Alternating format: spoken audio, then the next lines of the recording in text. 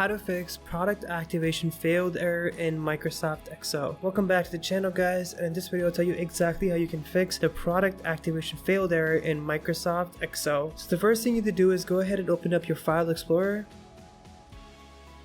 and from here you want to click on this PC. Now you want to click on your local disk C. Once that opens up, you want to click on Program Files. And from there you want to go ahead and click on Microsoft Office. Once in Microsoft Office, you want to navigate to the Office 16 folder, and from here you want to click on this exact application. Go ahead and right click on that application, and you want to click on Run as Administrator, and you want to do that 3 times in total.